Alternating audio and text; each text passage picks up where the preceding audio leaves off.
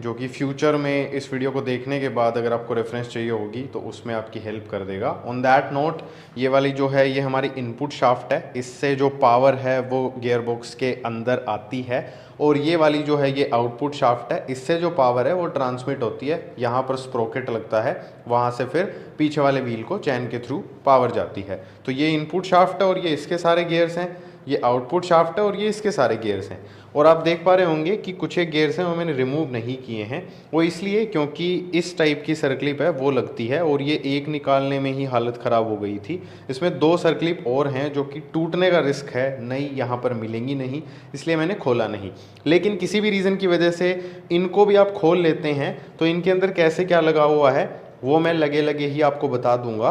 तो अगर आपने इनमें से कुछ डिसमेंटल कर रखा है और आपको समझ नहीं आ रहा है तो इस वीडियो में वो भी क्लियर हो जाएगा। On that note, input shaft में सबसे छोटा या तो साइज में या तो टीथ में जो गियर है वो हमारा फर्स्ट गियर होता है। तो इस केस में हमारी जो इनपुट शाफ्ट है उसमें जो बिल्ट इन गियर है वो 13 टीथ का, वो हमारा फर्स्ट गियर है।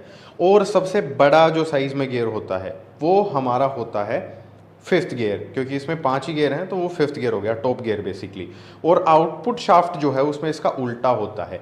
आउटपुट शाफ्ट में सबसे बड़ा जो गियर होगा टीथ काउंट में भी और साइज में भी वो हमारा फर्स्ट गियर होगा, और सबसे छोटा जो गियर होगा टीथ काउंट में भी और साइज में भी वो हमारा फिफ्थ गियर होगा।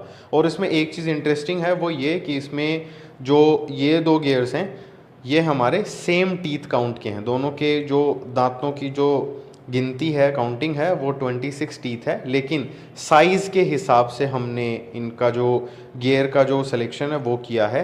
तो जिसके टीथ काउंट तो सेम है लेकिन साइज़ में बड़ा है थर्ड गियर है, और जो छोटे वाला जो है वो फोर्थ गियर है। और इसमें भी थोड़ा सा एक गियर में कन्फ्यूजन है, वो ये कि इसका टीथ काउंट 24 है और इसका 25 है, तो ये 5वां गियर होना चाहिए और ये होना चाहिए फोर्थ गियर। लेकिन साइज़ के हिसाब से अगर देखा जाए, क्योंकि इसमें सबसे बड़ी जिसकी साइज़ है वो हमारा टॉप गियर होगा, तो इसके कंपैरेटिवली अगर मैं आपको ये लगा करके दिखाऊं तो आपको पता लगेगा। ये देखो, ये जो गियर है ये साइज़ में इससे छोटा है, तो इसलिए यहाँ पर ये थोड़ी सी जो सिमेट्री है वो चेंज हुई है। यहाँ पर हमारे जो गियर्स हैं वो कुछ इस तरीके से हैं कि जो 24 टीथ वाला है वो तो फिफ्थ गियर है और 25 टीथ वाला है वो फोर्थ गियर है। तो ये कन्फ्यूजन जो है वो मैंने क्लियरली आई होप आप लोगों को एक्सप्लेन कर दिया है। फिर भी कोई क्वेश्चन हो तो आप कमेंट कर सकते हैं। अब हम इनकी जो फिटिंग है, जो असेंबली है, उसकी तरफ मूव ऑन करते हैं। तो इनपुट शाफ्ट है उससे स्टार्ट करते हैं। ये जो गियर है ये इसके अंदर बिल्ट इन है तो हमें कुछ नहीं करना है। उसके बाद में ये वाली जो गियर है जो कि हमारी 24 टीथ की है, उसको हमें यहाँ पर कुछ इस तरीके से लगाना है कि ये जो कट वाला सेक्शन है ये वाली जो साइड है इस तरफ रहे, और जो प्लेन सेक्शन है वो उस साइड रहे जिस साइड हमारे थ्रेड्स बने हुए हैं। ये जब लगा देंगे तब इसके अंदर ये एक वॉशर लगेगा जो कि इसकी पूरी जो ये साइज़ है, ये स्लॉट जो बना हुआ है वॉशर के लिए, उसके अंदर प्रॉपरली फिट होता है। तो जो वॉशर की जो डायमेंशन है उसका आपको आई होप इससे आइडिया लग जाएगा। और फिर लगेगी ये वाली सर्कलिप जो कि एग्जैक्टली कुछ इस तरीके से है।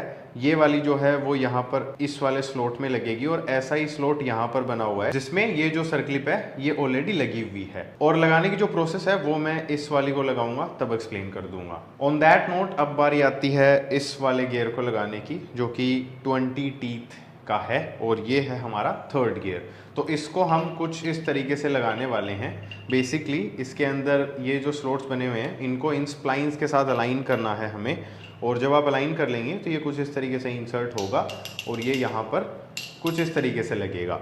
और ये जो इनपुट शाफ्ट है इसमें होल्स दिए गए हैं जिनमें जो इंजन ऑयल है वो आएगा और इसको लुब्रिकेट रखेगा। और ये जो हमारे गियर्स हैं इनमें भी होल्स दिए गए हैं जिनके थ्रू जो एक्स्ट्रा ऑयल है वो बाहर निकलेगा, और बाकी के जो पार्ट्स हैं उनको ल्यूब करते हुए जो सम्प है उसमें जाकर के फिर से जमा हो जाएगा। और एक क्लेवर इंजीनियरिंग जो रॉयल एनफील्ड ने की है वो ये कि आप इन होल्स को आमने सामने रखते हुए इस गियर को नहीं लगा पाएंगे, which is a good thing, क्योंकि अगर यहाँ से प्रेशर आएगा और होल एकदम सामने रखेंगे, क्योंकि ये घूमने वाला नहीं है, ये लॉक होगा, तो यहाँ से चांसेस हैं कि ऑयल डायरेक्टली इधर आ जाएगा और अंदर का जो लुब्रिकेशन है वो कम होगा। तो इसके लिए आप देखेंगे किसी भी होल को आप सामने रखते हुए इसको फिट नहीं कर सकते हैं। तो इसलिए टेंशन नहीं लेनी है, जस्ट सिंपली आप इसको थोड़ा सा ट्विस्ट करेंगे तो आप पाएंगे कि ये परफेक्टली अलाइन हो जाएगा और इंसर्ट हो जाएगा। अब हमें इसका मूवमेंट यहाँ तक ही चाहिए, उससे आगे ये ना जाए, उसके लिए हमें इसको लॉक करना पड़ेगा, जिसके लिए ये जो सर्क्लिप है ये यहाँ पर लगेगी। और इंस्टॉलेशन के लिए आपको सर्क्लिप का जो टूल है वो लगेगा। सिंपली यहाँ पर स्लॉट बने हुए हैं, उसके अंदर इस टूल को आपको लगाना है और इसको एक्सपैंड करते हुए अंदर की तरफ पुश करना है। अब यहाँ से आगे जो है वो थोड़ा सा ये ट्रिकी हो जाता है, क्योंकि ये सर्क्लिप कुछ ज़्यादा ही टाइट है टू बी ऑनेस्ट। लेकिन जब आप इसको यहाँ तक लेकर के आ जाएं, उसके बाद what you can do is आप इसको हाथ से भी ऐसे स्लाइड कर सकते हैं। और ये जो इसका देयर वी गो, सर्क्लिप जो है वो प्रॉपर जो इसका रीसेस है उसमें फिट हो चुकी है। थोड़ा सा रोटेट करके इसको देख लेंगे एंड वंस डन, अब देखो यहाँ से आगे जो मूवमेंट है वो रिस्ट्रिक्ट हो गया है and that is exactly what we want. और इसमें इस साइड भी स्लॉट्स हैं और इस साइड भी स्लॉट्स हैं, तो कैसे रखना है वो आई थिंक आप समझ गए होंगे। तो अब हम आगे चलते हैं। अब ये वाला जो गियर है ये हमारा रोटेट करने वाला है और इसका रोटेशन स्मूथ हो उसके लिए हमें सर्क्लिप के अगेंस्ट कुछ लगाना पड़ेगा, और वो कुछ होने वाला है ये स्प्लाइन वॉशर, जो कि स्प्लाइंस में जाकर के कुछ इस तरीके से फंसता है। इसकी भी कोई टाइमिंग नहीं है, कैसे भी लगा सकते हैं आप इसको, जस्ट जो स्लॉट्स हैं वो मैच करने हैं एंड उसके बाद में इसको इसके अगेंस्ट लगा देंगे। तो अब एक स्मूथ सरफेस मिल जाएगा जो गियर है उसको रोटेट करने के लिए। और अब बारी आती है इस कॉलर को लगाने की। तो इसको भी स्प्लाइंस के साथ अलाइन करके हमें इंसर्ट करना है, लेकिन इसमें भी होल है और यहाँ पर भी होल है। तो यहाँ भी क्लेवर इंजीनियरिंग है वो की गई है, विच इज़ कि इस होल के जस्ट सामने आप इसको नहीं रख सकते हैं, थोड़ा सा ऑफसेट रखेंगे तो ये इंसर्ट हो जाएगा। बट हम इसको इतना इसके पास क्यों रखें, मैं इसको इसके ऑपोजिट रख देता हूँ ताकि ऑयल का जो प्रेशर है वो अंदर भी मेंटेन रहे और बाहर भी मेंटेन रहे। ऑन दैट नोट अब लगाना है इस वाले गियर को जो कि है 25 टीथ का, और इसमें जिस साइड स्लॉट्स बने हुए ऑफ कोर्स उन्हीं को हम इसकी साइड करेंगे ताकि ये दोनों गियर्स आपस में इंगेज हो सकें। और उसके बाद में ये वाला जो गियर है 17 टीथ का, इसको लगाएंगे। तो इसमें ये एक सेक्शन आप देखेंगे तो बाहर निकला हुआ है, तो इसको हम रखेंगे अंदर की तरफ और ये हमारा लगेगा कुछ ऐसे, एकदम फ्लश फिट हो गया है इनपुट शाफ्ट का सेक्शन और जो गियर है उसका सेक्शन। तो अब ये एक वॉशर है, ये लगाना है, और ऐसा एक और वॉशर है जो कि हमारी जो आउटपुट शाफ्ट है उसमें यहाँ पर लगता है। तो ये दोनों जो वॉशर्स हैं वो सेम हैं, थिकनेस में भी, डायमेंशन में भी, तो इनको आप कैसे भी यूज़ कर सकते हैं। तो अभी हम एक वॉशर यहाँ पर रख रहे हैं और ये होती है हमारी इनपुट शाफ्ट कंप्लीट। और अब हम मूव करते हैं आउटपुट शाफ्ट की तरफ। तो सबसे पहले इसमें ये दो गियर्स हैं, दोनों का काउंट 26 टीथ है, लेकिन साइज में जो बड़ा गियर है वो इस वाली तरफ है और साइज में जो छोटा गियर है वो थ्रेड्स की साइड है। और ये गियर जो है ये फ्री रोटेशन वाला है और ये जो गियर है इसके साथ जो शाफ्ट है वो रोटेट करती है। और इसमें आप देखेंगे तो जो शिफ्ट फोर्क है उसको लगने के लिए जो जगह है वो दे रखी है, ये on the other hand normal gear है। तो ये आपस में कुछ इस तरीके से इंगेज होते हैं।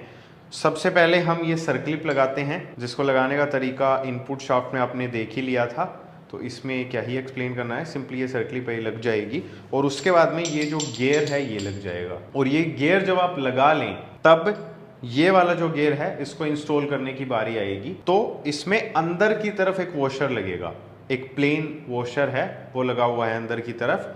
फिर लगेगी ये गियर में जिस साइड स्लॉट्स बने हुए हैं इस वाले गियर के इंगेज होने के लिए वो तो इधर रखा जाएगा और जो प्लेन साइड है वो इधर रहेगी। और फिर एक और वॉशर लगेगा, अंदर जो वॉशर लगा है वैसा ही बाहर लगा है, ये मैं घुमा रहा हूँ, ये वॉशर ही है, तो आपको आइडिया लग गया होगा कि किस टाइप का वॉशर यहाँ पर लगेगा।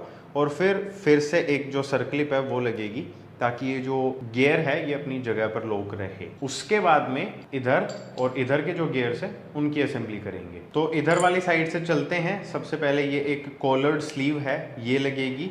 इसमें ये साइड है ये वॉशर का काम करेगी और ये जो स्लीव है इसके ऊपर ये जो हमारा गियर है ये राइड करेगा। और इसमें आपको, क्योंकि ये घूमेगी तो होल्स की जो अलाइनमेंट है उसकी टेंशन लेने की ज़रूरत नहीं है। आप सिंपली इसकी वॉशर वाली जो साइड है वो जो सर्कलिप है उसकी तरफ रखते हुए इसको यहाँ पर प्लेस कर, इसमें ये वाली जो साइड है ये अंदर रहेगी, प्लेन साइड बाहर रहेगी और ये कुछ ऐसे लगेगा और ये ऐसे इंगेज होगा। और ये सारे जो गियर्स मैं फिट करते हुए दिखा रहा हूँ आपको इनको फिट करते टाइम अच्छे से इंजन ऑयल से लुब्रिकेट करना है, ताकि जब पहली बार जो गियर्स हैं वो चलें तब वो ड्राई ना चलें, स्क्रैचेस वगैरह डैमेज वगैरह उनमें ना आए।